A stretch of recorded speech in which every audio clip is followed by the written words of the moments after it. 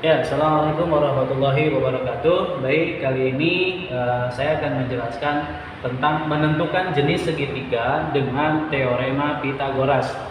Namun sebelum itu, tentu saja kita akan mengingat dulu apa sih dengan teorema Pitagoras itu. Secara singkatnya adalah teorema Pitagoras itu adalah segitiga siku-siku.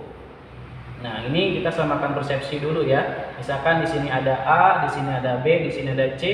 Misalkan ini ada A kecil, B kecil, di sini ada C kecil.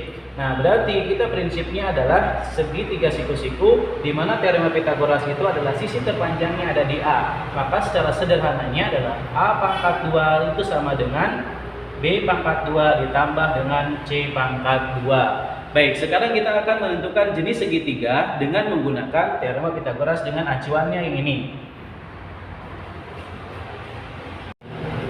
Nah, ada tiga jenis segitiga, ada tiga jenis ya segitiga yang keterkaitan dengan teorema Pitagoras. Yang pertama adalah segitiga lancip ya. Yang kedua adalah tentu saja segitiga siku-siku. Yang ketiga adalah segitiga tumpul. Nah, gimana cara menentukannya dalam teorema Pitagoras? Nah, kalau segitiga lancip, ini di mana ketika A kuadrat itu kurang dari B kuadrat ditambah dengan C kuadrat. Nah, kalau segitiga siku-siku tentu saja dia A kuadrat sama dengan B kuadrat ditambah dengan C kuadrat.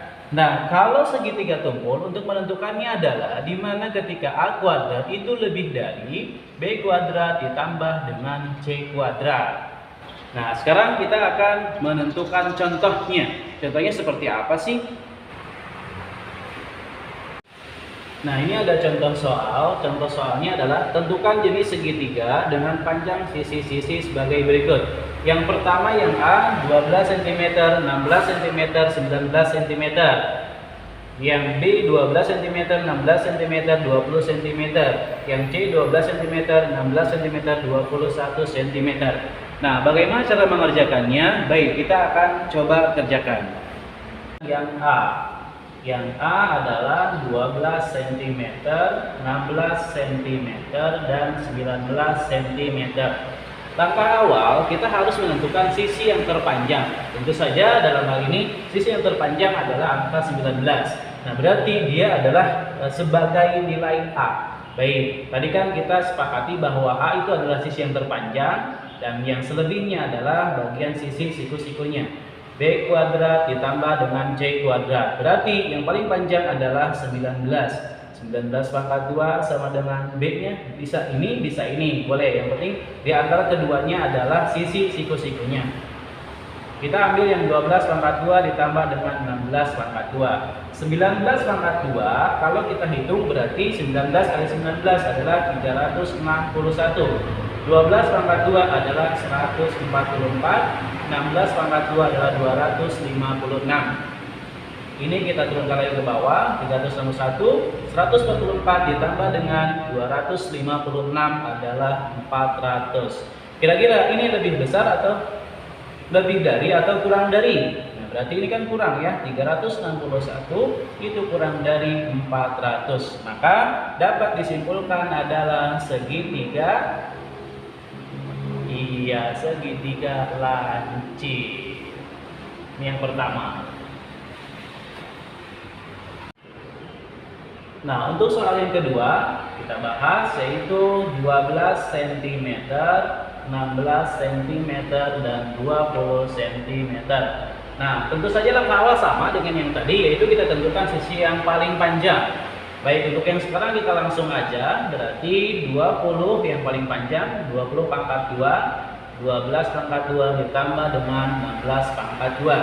Nah, 20 pangkat 2 adalah 400, kemudian 12 pangkat 2 adalah 144 ditambah dengan 256. Nah, berarti 400 sama dengan ini juga 400. Berarti kalau sama, ini 400, ini 400, kita simpulkan adalah ini termasuk segitiga siku-siku ya, segitiga siku-siku. Nah, baik. Lanjut yang C. Nah, yang C itu panjangnya yang pertama 12 cm, kemudian 16 cm dan 21 cm. Nah, sama angkanya, yang terpanjang kita dahulukan, berarti 21 pangkat 2 sama dengan 12 pangkat 2 ditambah 16 pangkat 2. 21 pangkat 2 adalah 441. Ini adalah 144, 12 pangkat 2, kemudian 16 pangkat 2, 256. Nah, 441 itu sama dengan berapa? 400. Berarti kalau ini lebih dari atau kurang dari? Berarti ini lebih dari.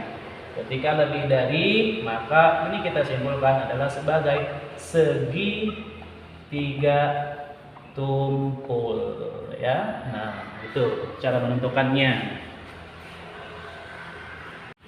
Nah, untuk latihan soal kalian di rumah, silakan kerjakan soal berikut. Nah, tentukan jenis segitiga dengan panjang sisi-sisi sebagai berikut. Yang A 3 cm, 5 cm, dan 4 cm.